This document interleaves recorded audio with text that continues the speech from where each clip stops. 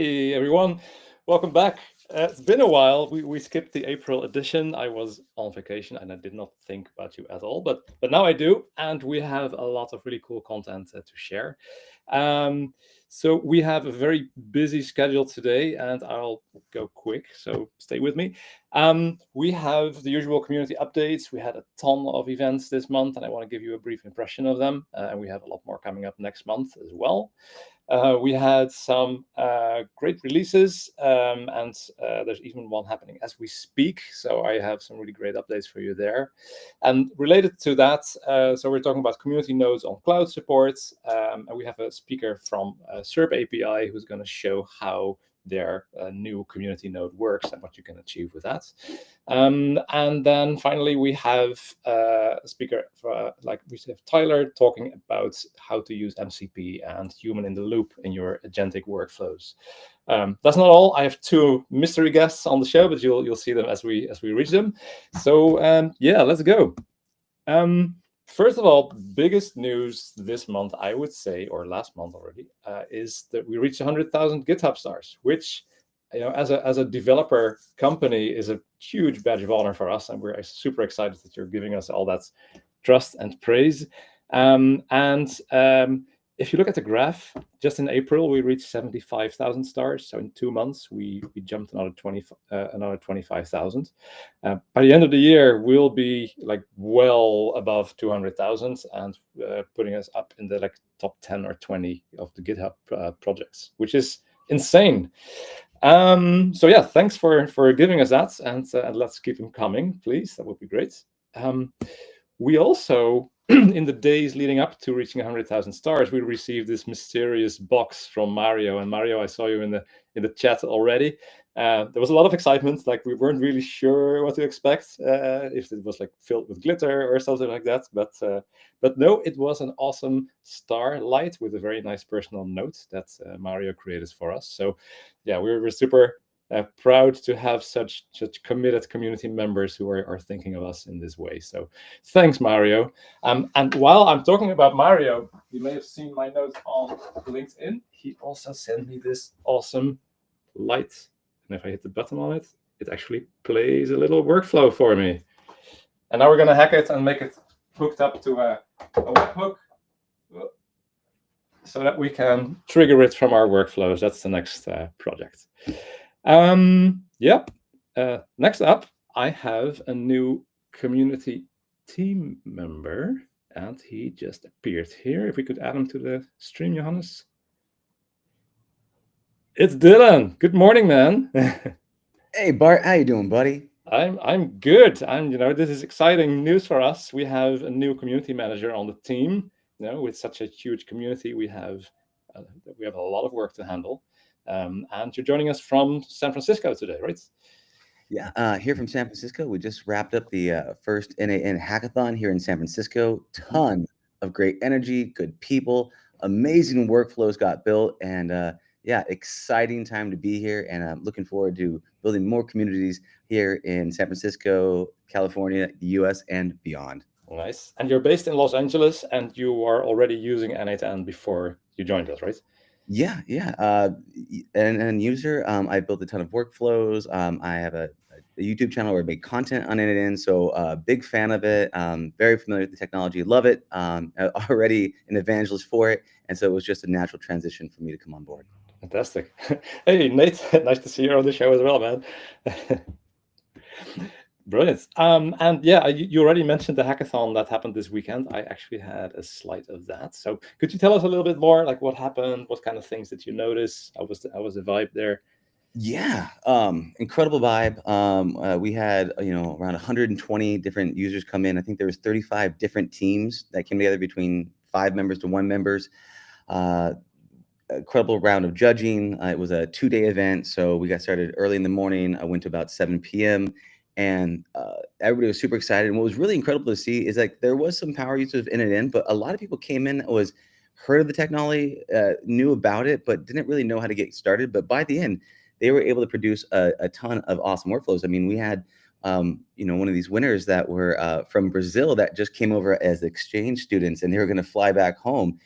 They ended up taking one Wow. Yeah, they ended up taking on the winning positions, and they were just a team of marketers coming from Brazil. Apparently, very big in Brazil. Their teacher is a power user, and they loved it, and they actually want to start building communities in Brazil as well. And they just were so impressed by how easy and simple it was to get up and running with the Wow. technology, solve a real world problem that they had in terms of being able to make easier for students to be able to transfer from one university to another. And so they automated a whole business workflow for that. And it was an incredible use case from a couple of passionate marketers that students. And so, yeah, it was an incredible time. And what's really cool too is that Brazil is a huge community for us. So that they came over all the way to San Francisco to participate in this event, it clearly shows we need to do something there as well, right?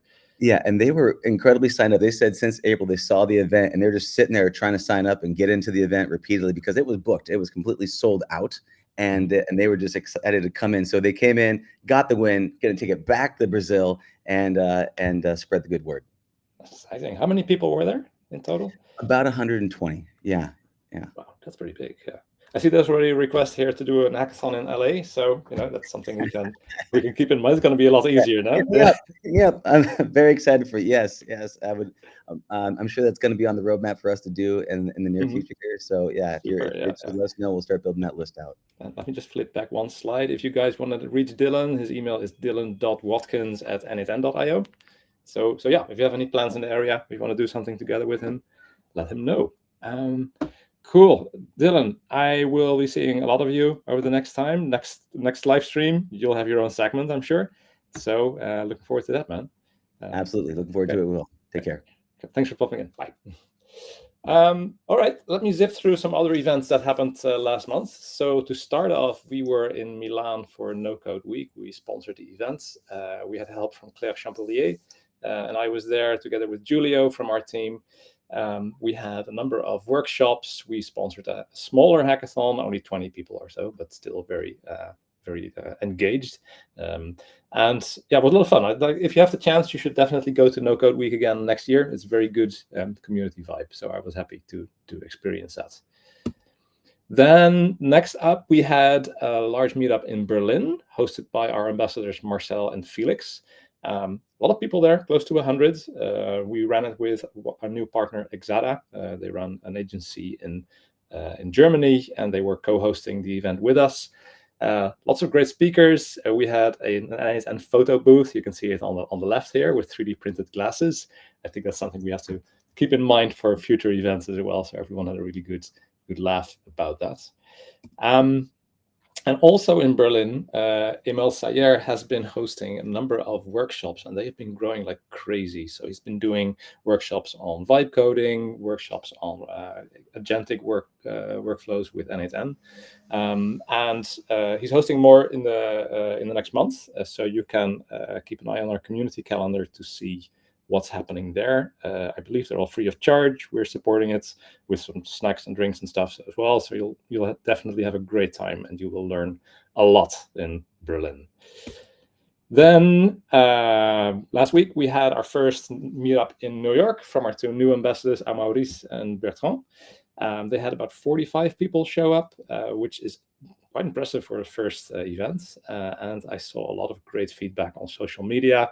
Everyone seemed to have really enjoyed their events, and guys, I'm really looking forward to working more with you on future events in the area.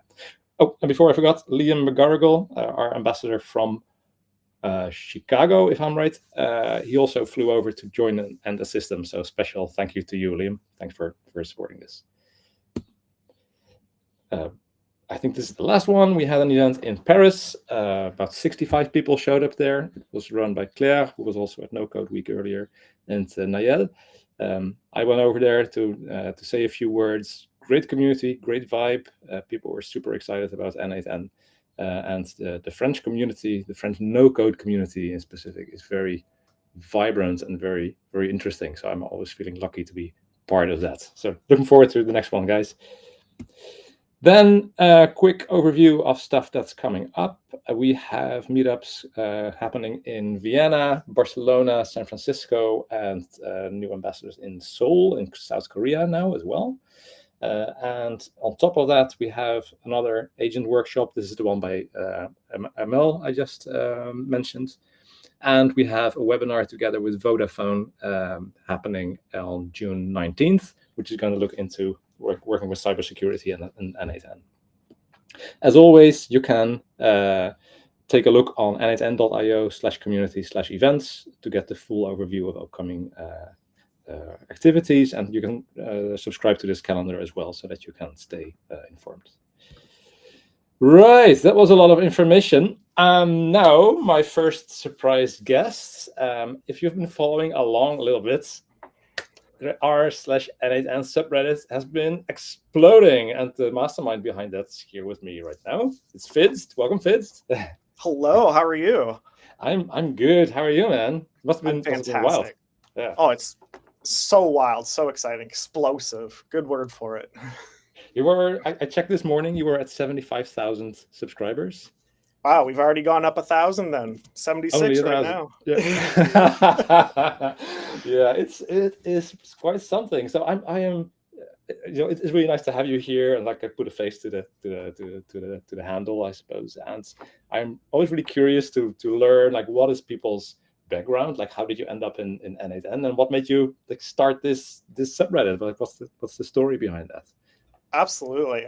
First of all, I've been using n8n since as long as I can remember. I do systems administration and some DevOps, some contracts. And when I was looking at alternatives, all the companies were using the bigger names in the market, like Zapier and other ones. And I just could not wrap my head around it. And I was Googling, and I gave up after a while. And then on Reddit, someone posted, "Hey, check out n8n." I'm like, how do you say that? Was my first thought. And then second was, oh, this looks so cool. This is exactly what my brain can wrap my head around. And you can code in it, and you can do everything. And then before I knew it, foundations of the companies I was with were working with n8n in the background. So when I started using it personally at home, I've got some time-lapse ones, some Active Directory secure connections going on. I figured, let's check out the subreddit. I don't know why I haven't done that. And I checked, and it was locked at about 100 members. And I messaged Reddit directly, and like, hey, can I take this over? I use this product literally every day. And they said, sure, here you go. And then it's that easy. You could just ask them. It was nice. Yeah. There's a subreddit to take over dead subreddits, and you ask, and the administrators say, yeah. So at about 100 members, I took it over, and within a week, it was over, I think, 10,000. And when was this? When did you actually start it? Ooh, probably about 6 months ago now. Wow. Yeah. Crazy. Yeah. I think that's just showing the community behind the product is massive, and they want to show their support. I'm ecstatic for that support behind it, for sure. Yeah. So how are things going now? I mean, that growth must come with its own challenges as well, right? Absolutely. There are people who come in and see a big number and must think, oh, that's huge. It must already be well administrated. I'm like, well, I'm trying. And then at that point, I realized, no, I need more hands on this. And I put out a request for some moderators to help out. Within seconds, I got hundreds of messages. And so I scoured them all, and I found some, and we've got some amazing moderators now. We've already implemented a lot more rules, a lot more automations with n8n. That was one of the requirements I put out. It's like, if you can help make some automations to prove that this is the n8n community, you'll have a step up. And immediately people are pushing in some great automations to get the community even more active. So it's huge how much benefit the community has been taking from it. Yeah, and from our side, it's really great to see these like sister communities, as we like to think of them, to have like their own space and do their own thing, but there's still a lot of back and forth between us behind the scenes as well, right? So absolutely, yeah, I'm super happy to support you guys, and yeah, if you need some hoodies for your moderators, let me know. I just saw some messages pop by here that they're very popular. We are getting new swag, guys, so you may want to wait for that. Yeah. Wow. Yeah, you're getting the 100K hoodie, man. Oh, I'm so excited for 100K. That's a big number. So many zeros. That's gonna happen. Yeah, absolutely. I just lost my screen. Where did you go? Yep, here did you go. Yeah, before we go, is there anything you want to say to your community or to the n8n community at large? Come join us on Reddit. Come join us, show your work, share your knowledge, share your excitement. The community's growing. I'd love to see everyone in chat here join r/n8n on Reddit and say hi. And that's my phone, so this is great timing. Good timing. Brilliant, man. Yeah, thanks so much for joining us. And I know you need to take some time off, but yeah, I really appreciate you showing up here and sharing. Thank you so much for having me. Have a wonderful day. You too, man. Bye. All right. Well, this is amazing, right? If the community grows that fast and you meet all these new people everywhere. Right. Oh, this is a great bridge. Talking about new people, we're hiring as always. Right now we have 15 open positions at n8n, including a couple of engineering roles and some designer positions as well. If you're interested, take a look at n8n.io/careers. Most of our jobs are Europe only and fully remote. We are expanding in the US as well. So take a good look at these positions and see if they match what we're looking for. I think that is almost everything I wanted to say. So yeah, the feature I was just referring to as being like underway for release, I think it's all been done now. So this sheet is already outdated. That's how fast things sometimes happen here, I suppose. We released evaluations for workflows, and I talked to David, our VP of product. He did not have time to appear here, but he did record a fine video for everyone that explains the why and how of this feature, and I'd like to play that for you now. It's about 3 minutes. Evaluation is a great way for getting confidence in your AI workflow. It's essentially a form of testing, and it's the technique that helps you move from an impressive proof of concept to a solid production-ready workflow. In fact, it's pretty much essential to do anything reliable with AI, and if you don't believe me, take these guys' word for it. Anthropic calls it the crucial secret behind good prompting, and Vercel goes as far as to say your prompt is broken if it doesn't have evaluations. It's important because LLMs can't be reasoned about like code can, so they have to be measured instead. Evaluation provides a way of doing that measurement. In evaluation, you run a test dataset through your workflow to see how it performs on a range of different inputs. So let's look at an example. Here, I am building a workflow for classifying support tickets. It takes an incoming ticket in the format of a subject and a body, and using AI, it calculates a category and a priority. I've got it working end to end, and now I want to get a sense of how reliable it is. This Google Sheet has test data that I can use for that. A handful of support questions ready for classification, and I've also added in what the correct answers are by hand. By running them through my workflow, I can get a sense of where things are going wrong and get ideas for improvements. So I've added a trigger here that will read in the rows from the dataset and a set outputs node that will write the results back to that dataset. And you can see that it's running multiple times in a row, once for each row in my dataset. And we can see the results coming in here. The red cells are where the AI got it wrong, and I can look at these to get a sense of where I need to improve things. After I've made my changes, I can try again and I can see what's changed. Once my dataset starts getting bigger, I'll need a way of measuring performance, not just eyeballing it, and that's where metrics come in. Metrics are essentially a score that measures the quality of the workflow. Metrics can be code-based or can use AI to judge performance. So here I've got a very simple metric. I am just comparing the expected priority from my Google Sheet with the actual priority that's been output by the workflow and doing the same for the category. But you can also calculate lots of metrics like correctness or document RAG relevance with this feature. I can use the evaluations tab to run my evaluation. And once it's finished, I can see a roll-up of my metrics over all my inputs, as well as results for individual rows. I can also see how those metrics have evolved over time as I have worked on my workflow.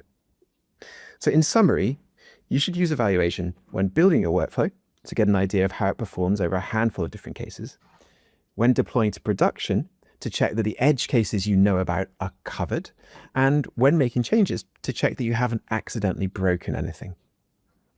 It's a feature we're very excited about, and I hope you find it useful.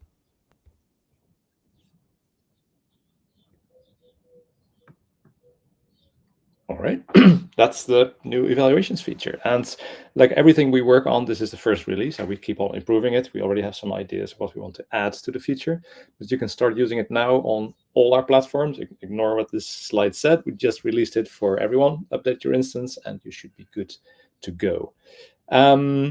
If you want to learn more about using evaluations, we have scheduled a live stream on July 2nd. So it's going to take a little longer, but it's going to go in depth on like evaluation strategies for workflows and using this feature. And of course, you can find full documentation on our docs site as well. Just search for evaluations and you will find it there. Yeah, let us know how it goes. Share your experiences on the forum or on social media. We'll keep an eye on it. We're always happy to take your feedback, especially for new stuff like this. So I think that concludes the bit that I wanted to share, and that means it's now time for my teammate David, who is going to talk about the community nodes on cloud support. David, are you ready for it? I am. Hey, Bart. Good to see you again. Yes. So what did you guys work on? How does it work? How can people get their nodes on it? I'm like, these are all the questions, right? So. Oh, you'll be glad to hear. I at least intend to cover all of these in the slides that I put together. So yeah, happy to go over all of this. If you've been, I mean, you Bart for sure, but everybody else watching, you've been monitoring our channels. You've seen the release announcement last week Tuesday. Around launching a first batch of verified community nodes on cloud, around 25 of them. And yeah, in kind of what I've brought with me today is talk a bit about what we launched, highlighting some of the partners that launched alongside us, how you can discover these nodes inside of n8n, and then also the submission process and some next steps. Cool. All right. So first off, I do want to call out the partners that we launched with. If you've, as I mentioned, seen the announcement, we have an initial batch of around 25 nodes. And what I'm personally most excited by is that we have a mix of both nodes built by the n8n community, as well as nodes built and then also maintained in the future by vendors themselves. Like 11 Labs, like Brave, SearchApi, which is coming soon, like SerpApi. We have Alex here on the show later to talk about that, as he mentioned, and a bunch more.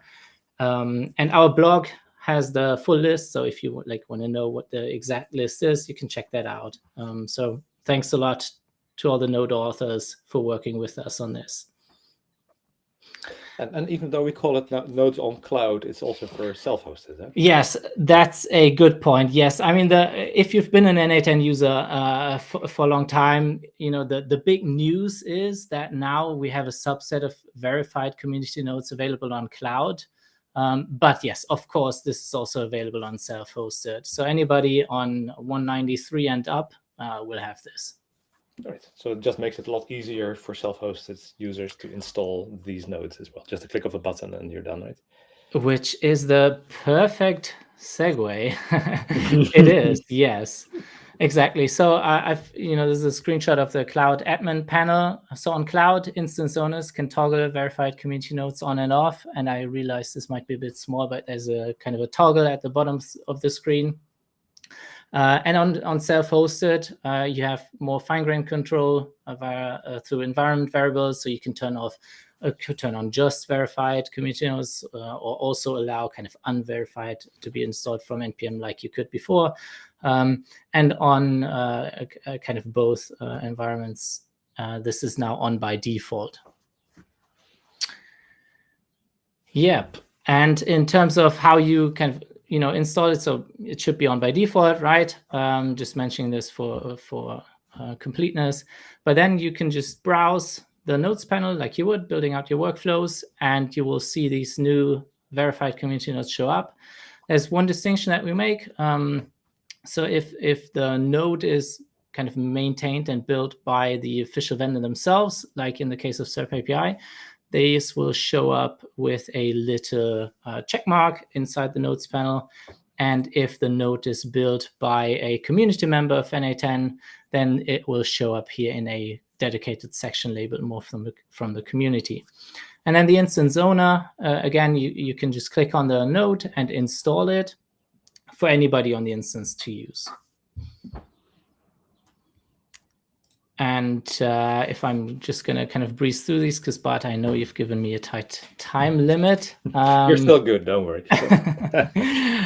If you're looking at the kind of the details view of a node in the nodes panel, at the bottom of the screen, you'll have a link to manage this. So if you ever do need to uninstall one of these, that's where to go. And you can also report an issue straight to the linked GitHub repository of these nodes, which is kind of owned and maintained by the authors themselves. So you have a direct line there. Yeah. So how do they get them in? Which takes me to the verification process. Exactly. So, as you've been hearing, I'm calling these verified community nodes, which hints at the fact that actually the n8n team does look at these nodes before making them available to make sure that they meet our bar for security, functionality, and UX. And what we've tried to do here is cater as much as we can to the existing building experience and publishing experience of community nodes. So if you want a node considered for verification, you can just publish it, build it, and publish as is on NPM. We do recommend to use the starter repo. And I know, again, those of you who've been following us for a while, this used to be broken. It should be fixed now. And so you can work off of that confidently again. Mm-hmm. And then we also, and this is what the link is for here, we also have docs on the verification criteria themselves. So you can build with those in mind. And then we have a verification form, of course, built using the n8n form node. Which allows us to do some automated pre-checks of does this node meet our minimum criteria for being considered for verification. So you submit the form, and then we review the node. We inspect it for security, functionality, and UX. And the one thing I want to call out here is if you're an author and you have already submitted this form, please bear with us because we've been overwhelmed by the submissions already after launch. So yeah, this question here comes at the perfect time. Right now, unfortunately, the answer, and it pains me to say this, but is weeks. So you may have to wait a couple of weeks, and we're working hard on getting this time down a lot. But once a node is kind of approved, it's made available on usually the following Monday. And the one benefit, again, I want to call out here is these nodes then are not tied to an n8n version like it would be when we release kind of built-in nodes. So anybody on 193.0 and up will get access to this node out of the gate. Yeah. And just for my understanding, the verification process also looks at things like security and performance and just making sure. So it would take a bit of time, but we do want to make sure that these things are reliable and safe to use, right, for everyone? Yes, exactly. So we run a mix of kind of automated security checks. And then we also manually inspect the node, install it, work with it, make sure that it covers it does what it advertises. And yes, that human bit is, of course, where most of the time. So better safe than sorry and take a bit of time before. Exactly. And this might be a good cue to call out kind of one of the most noticeable verification criteria or limitations that we currently have, where for these verified nodes, we don't allow any external dependencies right now.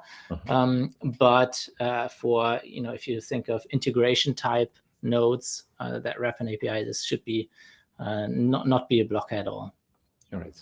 Brilliant. I heard one thing that if you want to update the list of supported nodes, you need to restart your instance at this point, right? Exactly. So yeah, Max, putting the finger where it hurts. No, I'm exaggerating here, but yes. So in terms of updates, authors can push updates. Right now, they do undergo a quick re-verification by us. So we also look at updates to already verified nodes. And yes, but like you said, there's a few UX kinks that we still have to iron out. So right now, if you want to update, you have to kind of restart the instance. And also, if you want to refresh a list to see the list of like the latest batch that was verified, you have to restart your instance. But yeah, this should, I mean, we are very keen on getting that sorted as soon as possible. Right. Yeah. Fantastic. Yeah. This is going to be a big boost for the number of nodes that's available to us, right? Because there are how many community nodes? 2,000 or so? Yeah. I'm not saying that you're going to have to review all of them, so don't worry. No, I'm sure it's going to be hundreds extra. Yeah. Yeah, exactly. And I'm not sure I mentioned this, but I can share a bit of the numbers. So we have a bit over 50 right now that are in the pipe for verification. So yeah, and this is like growing as I speak. So we've really seen growth and accelerating after launch. Super exciting. Yes. All right. I'm going to ask Johannes, who is managing the production for us. Are there any open questions still? I think we saw a couple here already. Nope. I hear we are good. So this was a clear story. Everyone's updating their instance right now, I'm sure, to try this out. Yeah. And David, is there anything else you want to share about this, or? Maybe just 2 cents on what's next here.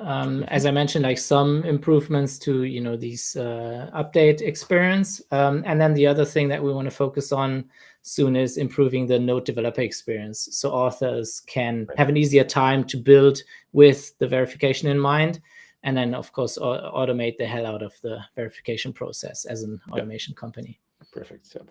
And we did get another question just in time. When you install a community node, seen some issues. Is it normal to restart after installing, or typically is it okay to just use it?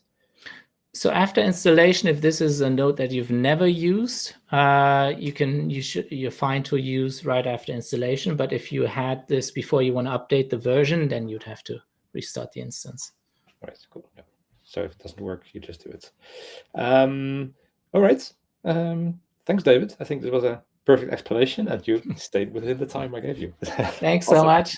Thanks, bye. See you soon, then. Bye. Okay, so with that said, let's take a look at how one of these nodes actually works. And I have Alex Barron here from SerpApi. Welcome, Alex. Hey there, Bart. Great to be here. Yes, you're welcome. Please tell us what you guys have been working on, and what SerpApi does for those of us who don't know it yet, and give us a quick example of how we can make some cool things with it. Yeah, for sure. And I'll also try and stay within the time, but please cut me off if you need to. I will. No worries. Yep. Okay, great. Anyways, yeah, so we're SerpApi. In case you guys don't know what we do, we specialize in scraping live search engine data from Google and most of the world's most popular search engines. We take those search results as if a kind of real human was running them, run on your behalf, of course, and we turn those into JSON that you can use in your applications, or in this case, your n8n workflows. So moving on to what engines we support. So right now we support over 40 different search engine APIs. Our n8n node supports 22 of the most popular APIs right out of the box, but we intend to grow this list very soon. So these are just some of the logos of the platforms that we can scrape. And actually, we just added Amazon. I think it was today or maybe Friday. So that'll be coming to the node as soon as possible, of course. If David's team can get to the review too as well. I know they have a big backlog. Yeah, I know it's a tough break, but good problems to have, right? Yeah.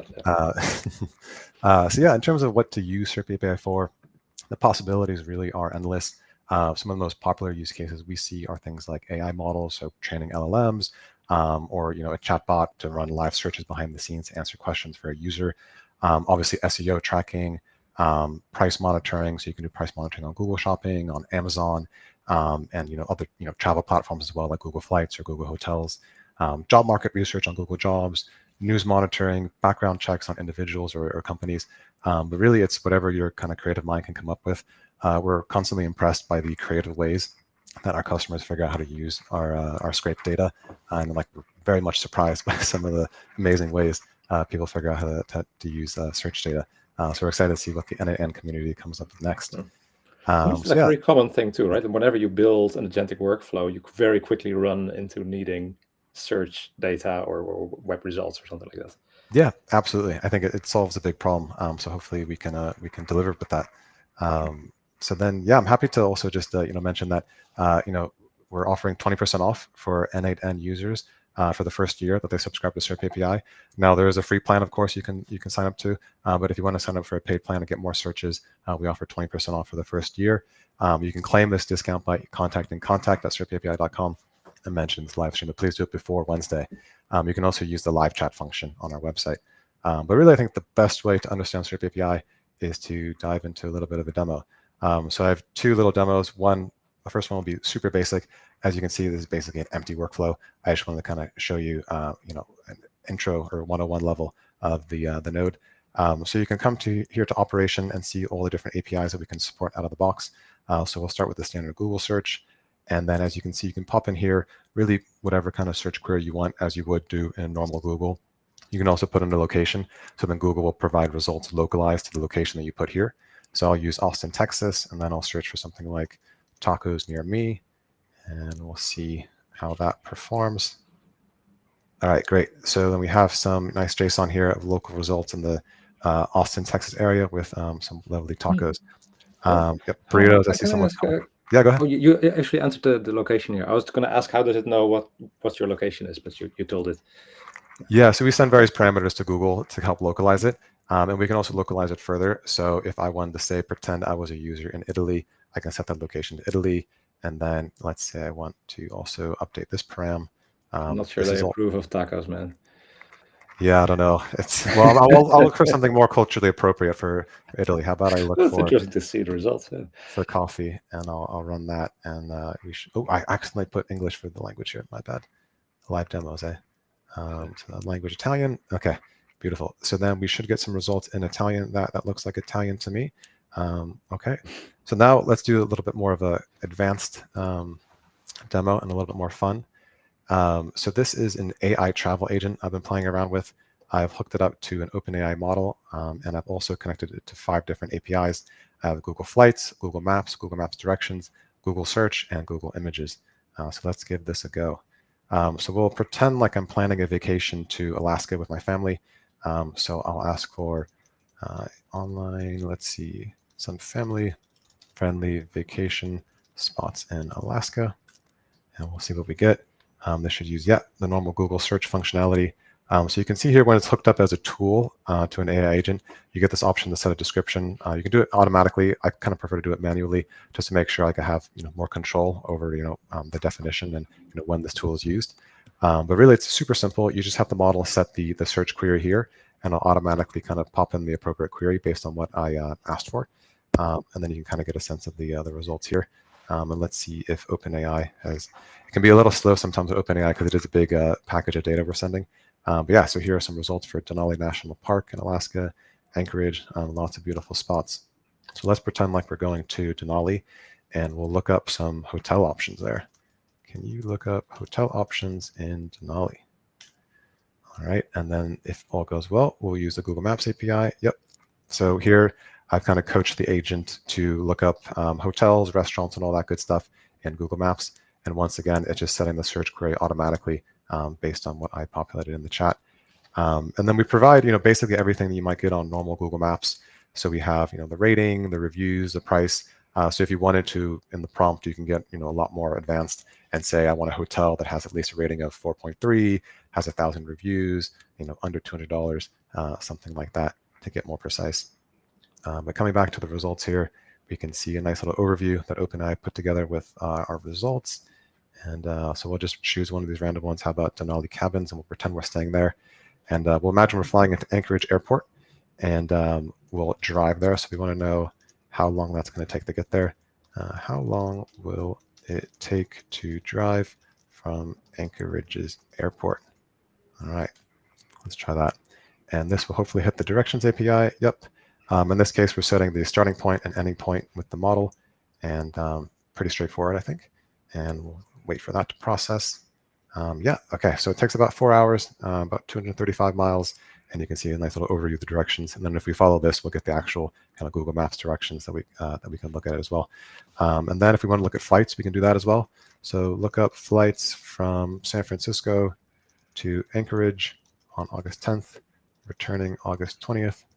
We're 2 adults and 1 child. I trust OpenAI will fix my typo there.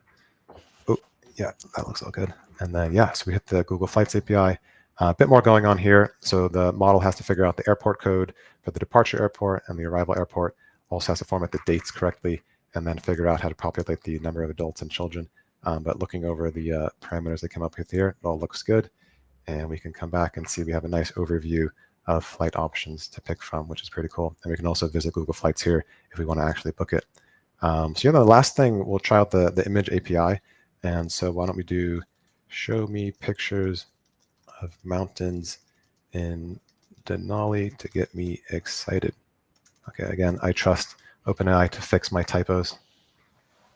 And then, yeah, images, again, super basic, just a search query. We'll have the model set, and then we'll see what comes back.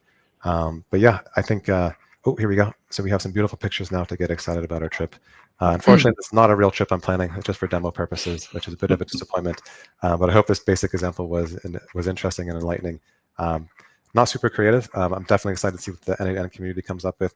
I'm a very basic n8n user, but I think the community will come up with much more interesting and powerful workflows. I think this is a perfect example, Alex, for like people who are not like super experienced with n8n, but they can still build such powerful workflow with this, right?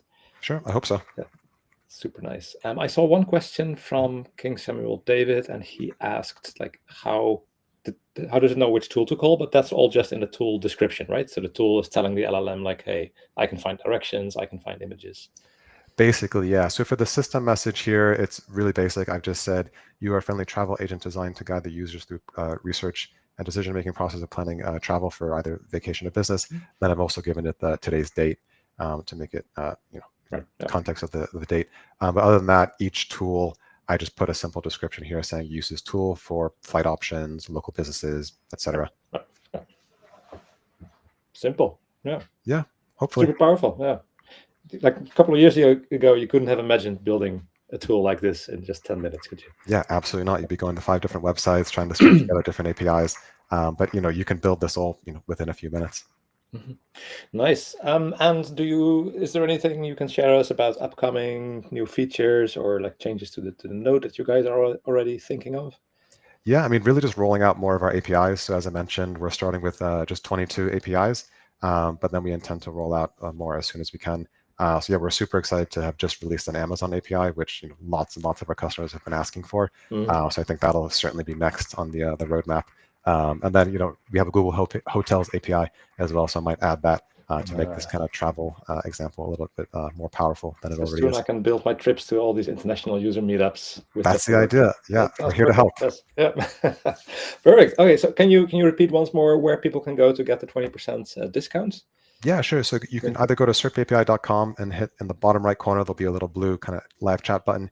You can hit that, and you'll be connected to someone from our team. We monitor that 24 hours a day, 5 days a week. Otherwise, you can also just email us at contact@serpapi.com and ask for 20% off and just mention this live stream. But be sure to do it before Wednesday. So if it's still Tuesday anywhere in the world, we will honor the discount. So please go ahead and hit us up for that. All right. Brilliant. Again, let me check with Johannes. Are there any pressing questions we need to ask Alex? No, we're all good. You were perfectly clear to everyone, man. Excellent. Thanks so much. Yeah. Well, and Alex, thanks for being partner with us in this launch. Oh, he's already off screen, but oh, there you go. I'm back. Yeah, just wanted to say thank you for being with this launch with us, and it's great to have you on the show as well. Yeah, it's been a real honor and been a privilege to work with the whole n8n team. Thanks for everything. Thanks so much. See you. Bye. Okay, that was a cool story and something I'm definitely going to try out for myself. So next up is our final speaker for today. It's Tyler Thompson from SanctifAI, and he's going into a slightly different but related direction, talking about MCP and human in the loop in your agentic workflows. Hey, Tyler, welcome back to the show. Hey, Bart, thank you so much for having us back. Yeah, it's always nice to see you. So what are you going to show us today? So our focus at SanctifAI is human in the loop and how we believe that the future is agentic, and we know that humans have to be a part of that story as well. And so I'm going to start out by showing our built-in n8n nodes for human in the loop, and then how SanctifAI kind of takes that and scales it. And so we'll start out with that. So the use case here is that we have this fictitious company, Bob's Bikes, and they use AI to generate tweets, but they need to have a human approve it. And so that's the use case. And then the problem is, how do we get AI to interact with a human? And then the solution in this case is going to be n8n's built-in human loop tooling. And so the tweet will be, the request will be passed to the AI. AI will create the tweet. Human will approve it using one of the built-in nodes, and then go through that cycle until it gets approved by the human and gets pushed out and published. And so we'll come to a workflow like this. What we have here is here's your initial thing: create a tweet for Bob's Bikes and focus on the summer sale. And that's going to come through, get collected here with a previous message if there is one. The agent's going to create that tweet, and then here's the built-in node. And so n8n has, if you come over here and do a search for wait, you'll end up seeing that we have Discord, send an email, chat. And so each of these, like Teams, you come down here and we have this opportunity to say wait for a response. And that's what I'm using right now with the Gmail node. So I'm going to fire this off. It's going to come through. It's going to create the tweet, and then it's going to come through here and it's going to wait. And so now this is just like your webhook, or your wait node, where it could be waiting for a webhook to come back to it. And so this will, as far as I understand, we'll wait indefinitely. And so so then now let's go ahead and go over to my email. And here's the request. And so it gives us the information in the request. And then when I click on this, this will take us to the n8n form. And so here's the tweet. And then I'm going to say it's rejected. And I'm going to say that I want it to sound like more like a pirate wrote it. Just to you give us define a the example. options in the Gmail node, or are approve and reject? I'm sorry, say that again. Do you define the options in the form in the Gmail node, or are approve and reject the default? I did it in the Gmail node. So at the top here, I have the message, and I put that in HTML, and then down here I have a response, which is a drop-down list, which has approved and rejected. Oh, so you're not limited to just these two options. You can do anything you want here. That's right. You can come in here and add fill form options throughout it. There's the options, and then here's the feedback. And so you can come in. So it's just a regular n8n form, so you can build out whatever you want in there. And so now at this point, it actually. What's that? Yes, it will be like Fireits. And so you can see that this is now in a waiting state here, right? So now it came back here. And if I come back and look at my email again, I got another one. And then now this is the ahoy. And I'm saying great. And so I'm going to say that's approved. And I'll submit that. And then this will actually be complete. And so if I come over here, it's complete. I'll look at it. And, so now it's approved. And the final output, here's the message history as I went through. And then here's the approved tweet. And so then this would go off to another workflow or whatever it might be. And so that's using the built-in n8n nodes to kind of manage that workflow. And so as you can see here, what I'm doing is I'm getting to this if block, and I'm checking to see if this was approved or not based on what was handed out of here, right? So this was approved, and then if it's not approved, I'll come back here. I'll collect the input from the human, add it together here, and then you'll see that now I'm starting to build out this user message, and every time it goes through, it's going to have more information. So I kind of made my own history, I guess, in that regard, my own memory for this, and then go through and kick it off. So, so that's the built-in kind of that's available to everybody way to do that. And you can obviously get fancy with that and try to say, okay, well, who's it going to go to? And then have a switch statement and be able to say, okay, this should go to somebody in marketing, and be able to do all those types of things. And that's where SanctifAI is trying to make that easier. So here's the next case. And this is where Bob also using AI to generate maybe hundreds of tweets in this case, but it can't be published until a human who holds a fake B105 certification has approved it. And so that could be like has HIPAA compliance or whatever it might be. And so same problem. How do we get AI to interact with humans? And at this point, we want them to work with them as a tool, humans as a tool, HAT is calling it, and then both internal and external workforces. And so here's the solution: is that we still make the request, an agent now is actually using the MCP client to reach out to SanctifAI in order to get all these tool sets back, and then make the request and find the right person for the job. And then once the agent has decided that everything's good, it will publish it. And so, and then this quick thing here, we have from the agentic side, we have our client, and then we have a portal for you to go in there and work on it.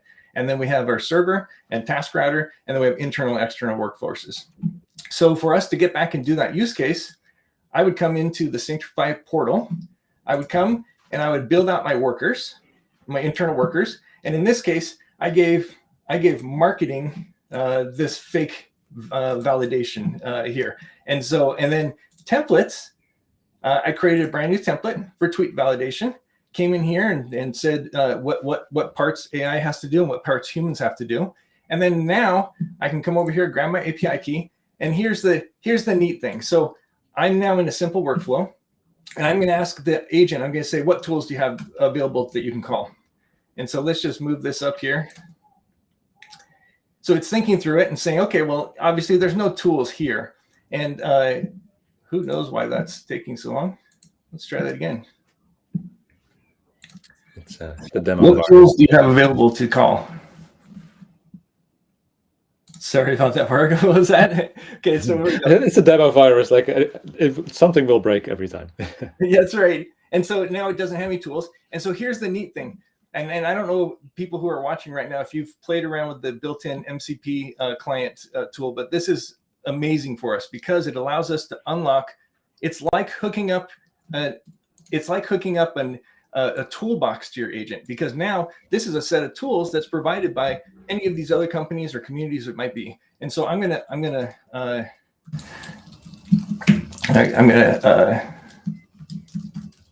rename this guy. I'm gonna go into him, and all you have to do is you have to point to the endpoint of the server. So just like an API. So this now is going to come here, and then I'm going to choose my authentication, and I'm going to choose it for Bob's Bikes.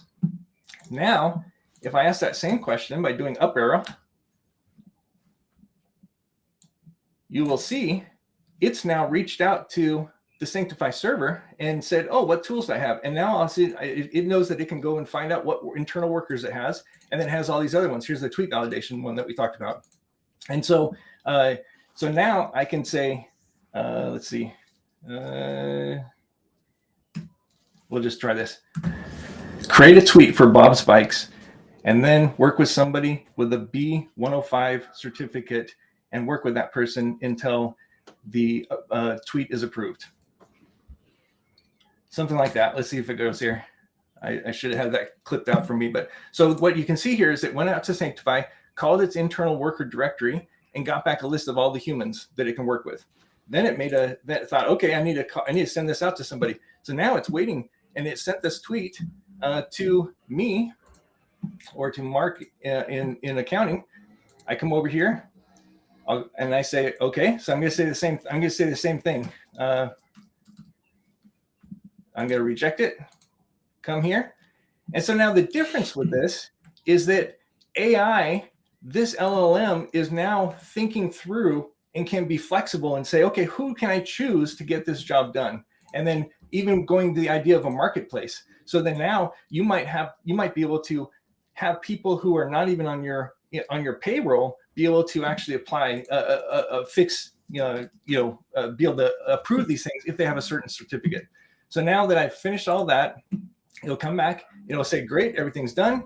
And then I'm going to get my final result, my final approved piece here. And so that is, and I don't know where we are with time, but that was the quick demo there.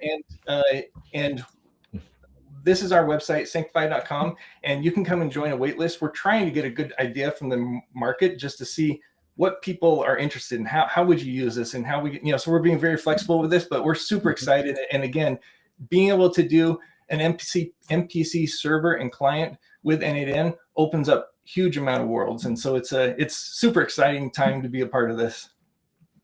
Fantastic. Yeah, that's a great demonstration on how to add guardrails to your agentic workflows, Tyler. I think that's a lot of people are looking for when they're building in production. And I really like how it goes hand in hand with evaluation. So these two features really give a lot of confidence into your products, right? That's right. Super cool. I love all the pirate talk too. That's we now have pirates in the loop as a new term to use, I suppose. That's right. Pirates in the loop. I like that. Johannes, are there any questions from the audience that we should share? Yes, there are. Oh, and there's actually already one here. Why not have an if statement before the human in the loop for where to send the human in the loop? We're saying for the original, for this one here? I suppose that depends on what your workflow needs to do, right? That's right. In this situation, we want the human to approve it first and then go, and I'm not sure if I caught the question the right way. I think like adding it before the send for approval node. That's how I interpreted it. Yeah, at this point, once it's approved, then oh, I'm sorry. I guess I am sharing now. Once it's approved, then it would go down the path, and then that approved one would actually be the one that goes to the final result. And so in this case, I mean, obviously we can build this so many different ways, but when it's not approved, I'm going to come back here and I'm going to collect all of the history so far, and then build it up and hand it to the creative agent again to go through again. So you're concatenating all the chat history to give it. That's right. So then now in this case, it says user, and then it was the agent, and then here's a user again. So so I'm collecting that along, and then after the agent looks at it again, he'll fix it. So the final step in my workflow right here is always an approval. Yeah, the human has to see it and approve it before it can go any further. And so that's why I ended up putting my if statement at the end. Yep, that makes a lot of sense. Thank you. Johannes, anything else? Yep. There's a question. If you could repeat your company website, if you could put it on. Oh, yes, thank you. SanctifAI.com. Yep. And I have this on a slide here. Here's my email address, tthompson@sanctifai.com, and it's sanctifai.com for the waitlist. Fantastic. Yeah. Great. Johannes, is that it? We're doing great on time, by the way. Yeah. Nice. No more questions. Everything was good. We're on time. What a day, huh? Tyler, thanks so much for joining us here. And thank you, guys. Updates. Looking forward to seeing you again in the future, man. Thank you. Bye-bye. Cheers. Bye. All right. That kind of concludes the stream for today. As always, we will have a hangout if you just want to chat with the team or share some stuff that you worked on. Head over to bit.ly/n8n-after-party or scan the QR code, and we'll see you there and hang out and chat for a bit. Next month, I'm thinking of doing another workflow showcase. So if you're interested, hit me up on community@n8n.io. Tell me why we should include your awesome projects, and maybe you'll be here next month. So that's it for me so far. Thanks for joining us, and see you again in a couple of weeks, guys. Bye.